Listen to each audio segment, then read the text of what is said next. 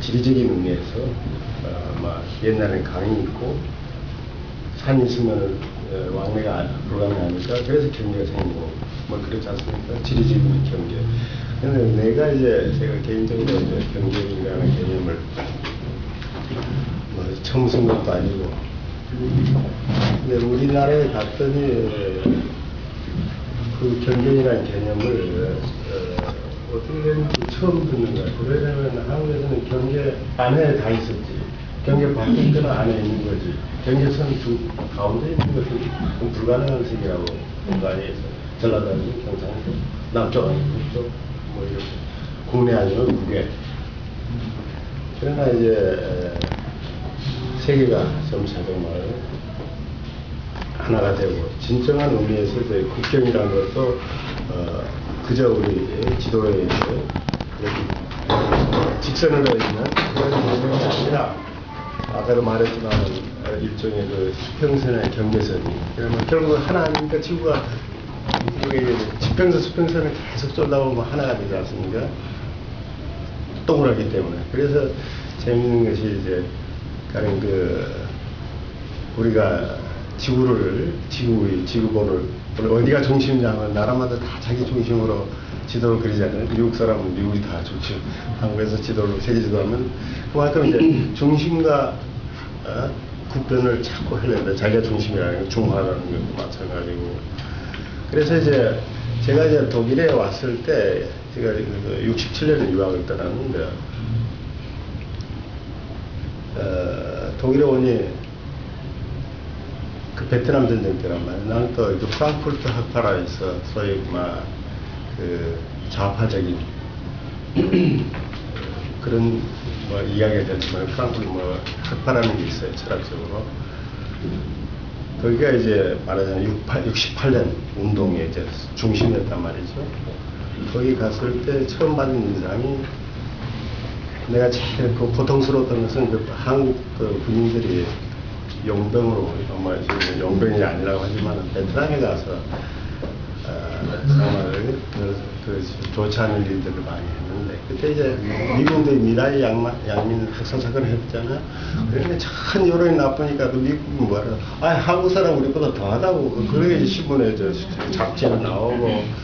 그래서 이제 나도 그때 제3세계, 그다음에 요즘은 제3세계 아닌 것처럼 하지만 그 당시에는 정말 우리 외국 유학 가서 100불도 송금이 안 됐었어요. 그런 상황이었는데 우리가 누군가, 한국이라는 거예요. 그럴 때 이제 소위 내가 비록 몸은 이 제1세기에서 그들의 철학도 공부하고 하지만은 역시 이제 사상적 백그라운드는 역시 제3이라. 그래서 그 경계에서 어디에 내가 칸트 철학을 한다고 해서 내가 미국 사람이나 독일 사람이라는 건 아니고, 결국 또 내가 백그라운드, 또 니체를 이야기하든 결국 내가 사람 생의 삶의 그 터전 속에서 나오기 때문에 한마디로 말해서 이것 아니면서 독일 사람이냐 아니면 한국 사람이냐, 한국 철학자나 독일 철학자 그렇게 할 수 없다는 그런 메시지입니다. 그 다음에 이제 한국에서 유신이 하셨지 않습니까? 72년에 유신 사태가 발생하고 나서 제 친구 중에 하나가 잘하는 김지아 시인인데 사형 선고 받았지 않습니까?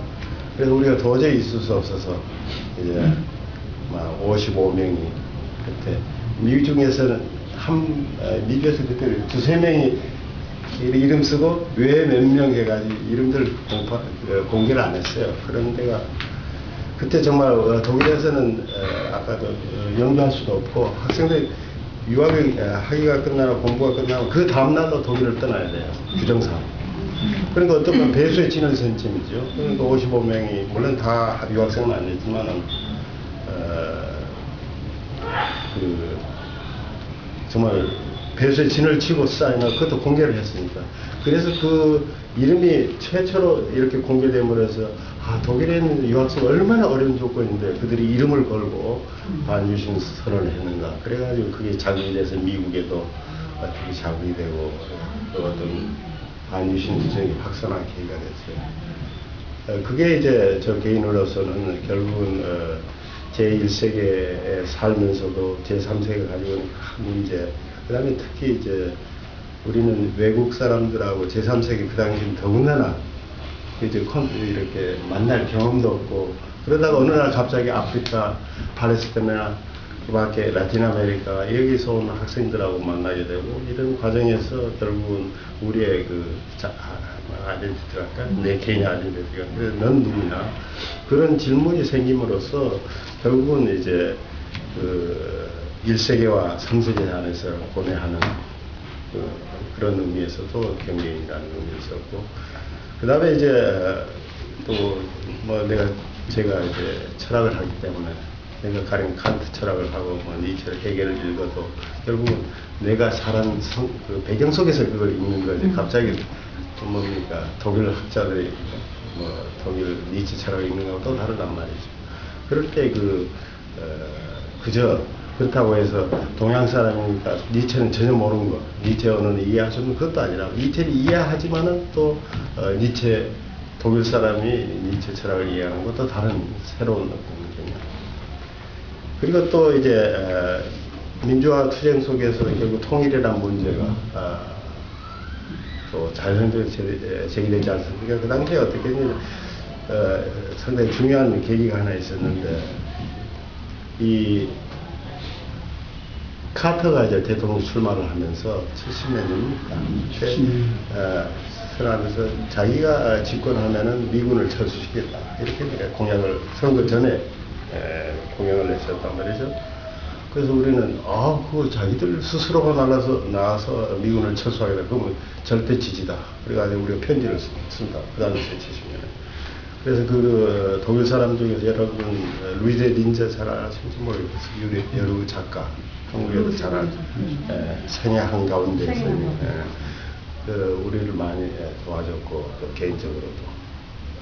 그래서 우리가 이제 그걸 잘 써가지고 명문을 그래서 카한테 보냈어요. 잘해가지고 정말 철수하라고. 그것이 또 이제 큰 또 문제가 생겼어요. 한국에서는 그 당시에 여러분 기독교 분들 계시지만 미군 나가면 전쟁 난다고 뭐 기도회를 한다고 미군 철수 반대 운동하는데 이거 외국에 있는 놈들이 이거 무슨 짓거리냐.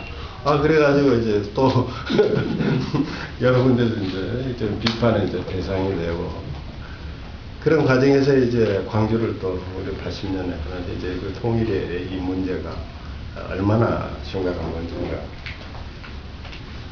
그래서 이제 결국은 우리가 할 수 있는 또 개인적으로는 그 남과 북에서 그리고 결국 내가 남에서 나서 성장했지만 외국에서 오랜 생활을 하고 또 그러면서도 다시 또 자기 삶의 터전인 분단된 그 조국에 돌아가야 되는 그 당시에는 공부나면 나도 언젠가는 서울에 가서 대학 강사를 쓰겠다 그런 각오를 가지고 있었던 사람이기 때문에 그래서 그런 항상 이제 경계를 넘어서는 그런 건데 경계는 원래는 전투적인 개념이에요.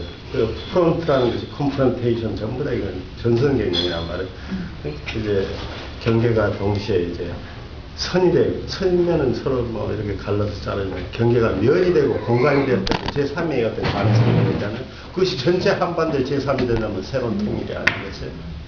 이것도 그래서 이제 그러한 가능성에서 아까도 얘기했지만 독일 사람이 프랑스에 가서 일하고 또 세금을 독일에 다시 내고 뭐 이런 어디든지 경계는 수없이 많이 넘을 수 있고 그 많은 경계를 넘을수록 우리 세계에 대한 시야와 자기의 그 어떤 세계관이 넓어진다는 것. 그래서 여러분들 아실지 여기 존 케이지는 그 작곡가 중에 존 케이지라고 있죠. 저희 그 아방가드 그 사람이 이제 그런 이야기를 하는데 결국은 우리가 수많은 경계를 마음대로 넘을 때 그것을 결코 뭐 도둑놈이 잘못 담는 거로 그렇게 착각하지 말라는 그런 이야기를 했고 그 다음에 이제 칸딘스키라는 바질리아의 칸딘스키